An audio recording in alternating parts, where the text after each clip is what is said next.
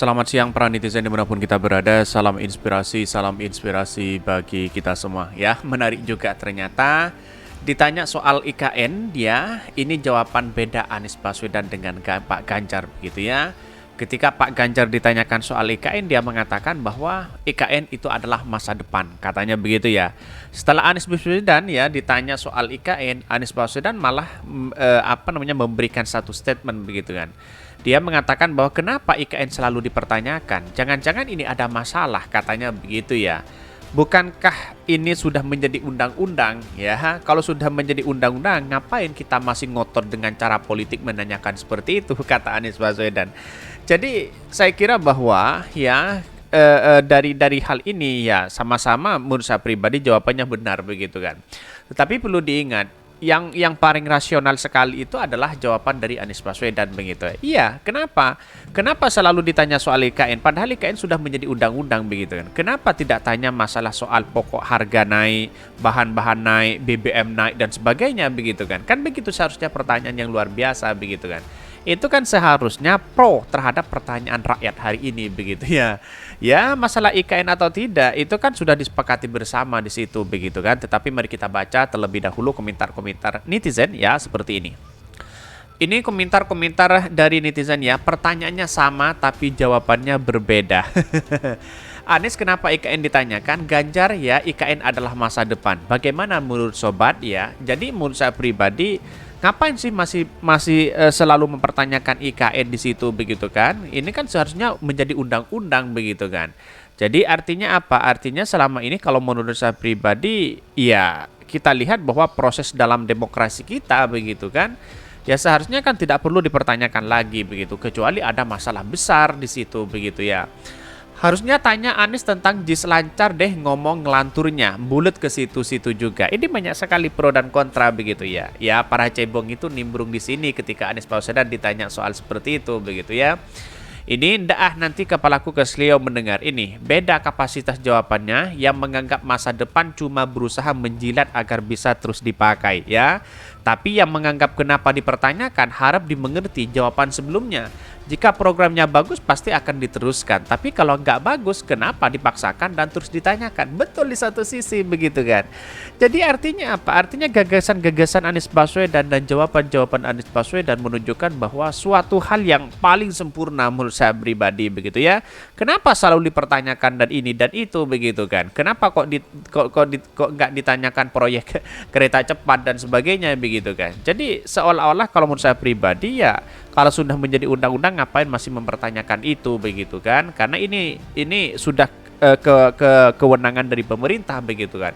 Ya, padahal kewenangan dari masyarakat pro terhadap rakyat kok tidak dipertanyakan begitu kan. Seperti bahan-bahan pokok, terus kemudian BBM naik dan sebagainya, itu yang mesti dipertanyakan begitu. Kenapa? Nah, ini yang seharusnya memberikan solusi yang baik begitu ya.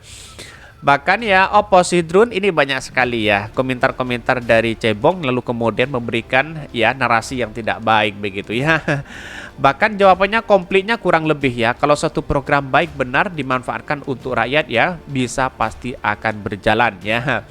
Anies selalu ditanyakan IKN. Kenapa pengusaha tahu kalau Anies jadi presiden mereka ketakutan IKN akan diaudit ya jika clear dan tidak bermanfaat ya. Untuk rakyat dijalankan dengan bertahap karena ada yang memprioritas seperti pangan rakyat, pendidikan dan kesehatan rakyat. Jadi sekarang gimana ya masyarakat Indonesia itu kan sering mempertanyakan itu. Orang-orang yang kemudian benci kepada Anies Baswedan pasti tidak suka jawaban itu. Tapi saya rasa jawaban Anies Baswedan sangat luar biasa sekali begitu kan. Kenapa proyek-proyek kalau tidak pro rakyat yang seharusnya tidak dibangun kok tiba-tiba dibangun? Kan begitu logika kita begitu ya. Tetapi mari kita baca terlebih dahulu beritanya seperti ini. Ini beritanya ya, ditanya soal IKN ini jawaban beda Anies dan Ganjar ya, banyak sekali ya. Anies Baswedan dan Ganjar Pranowo dua bakal ya calon presiden baca pres dalam Pilpres di 2024 sama-sama menghadiri Rakernas ya di Asosiasi Pemerintah Kota Seluruh Indonesia APEKSI ya di Makassar. Bahkan dilansir dari Sulsel ya, dalam kesempatan itu keduanya sama-sama mendapatkan pertanyaan soal IKN Nusantara. Publik penasaran bagaimana kedua baca pres ini menyikapi tentang pembangunan IKN yang prosesnya akan diestafetkan ke pemerintah setelah Jokowi. Ya, kita lihat saja bahwa ya bukan semata-mata Anies Baswedan membatalkan IKN, tidak begitu kan. Tetapi setiap pemimpin itu punya konsep masing-masing di situ begitu ya.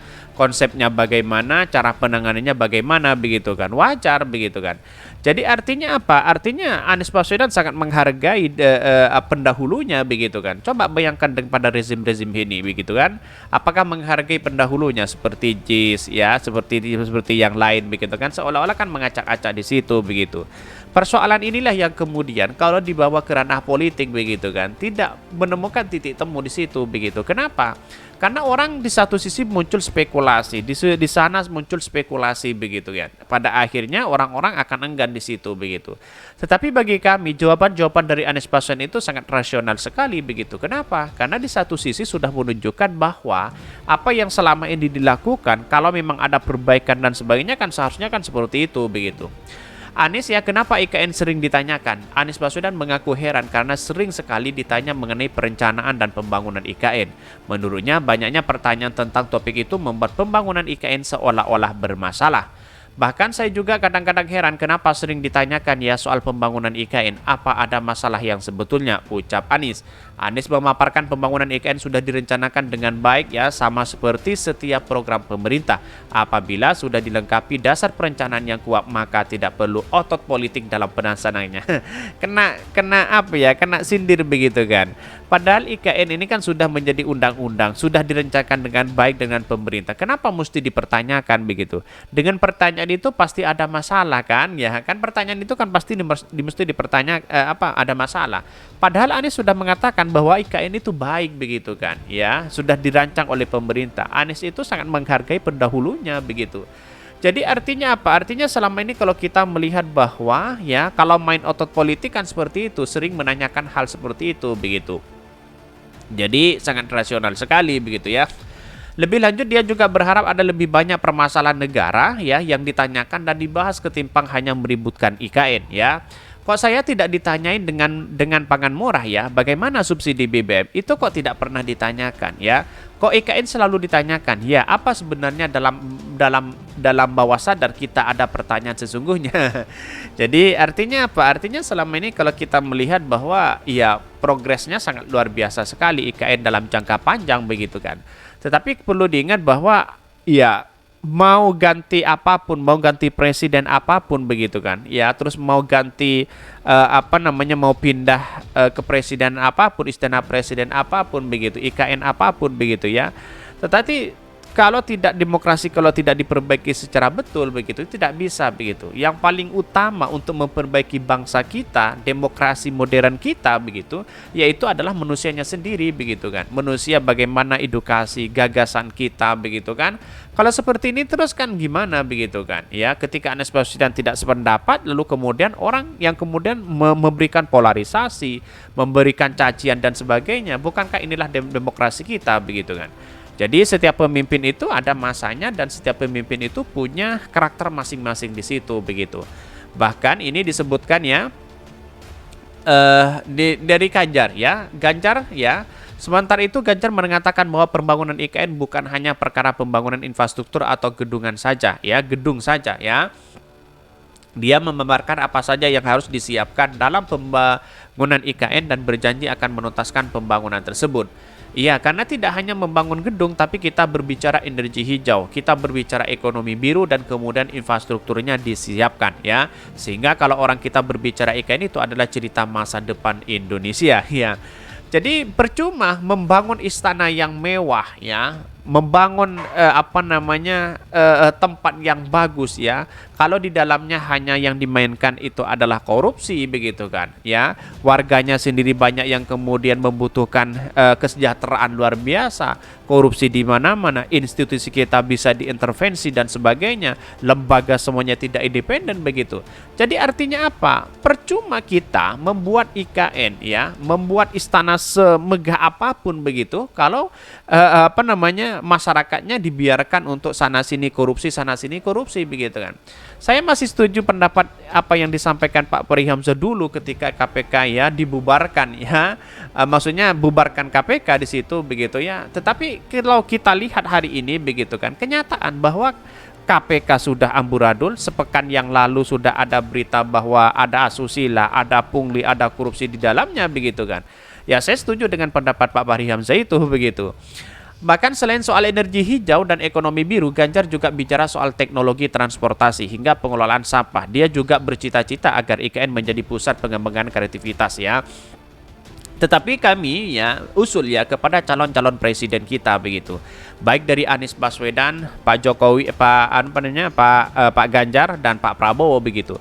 Siapapun ya yang kemudian menjadi program utamanya itu adalah korupsi misalnya ya, tindak pidana korupsi, lalu kemudian ada undang-undang ada dimiskinkan ya, terus kemudian ada undang-undang ya bisa dihukum mati dan sebagainya, saya setuju dengan pendapat itu begitu. Karena apa? Karena satu-satunya orang yang kemudian berpegang teguh, kita harus berjanji dengan masyarakat itu begitu. Tapi apalah daya, dia tidak akan berani. Walaupun Pak Ganjar utamanya akan memberantas korupsi ya, kalau seperti itu saja wah receh begitu kan.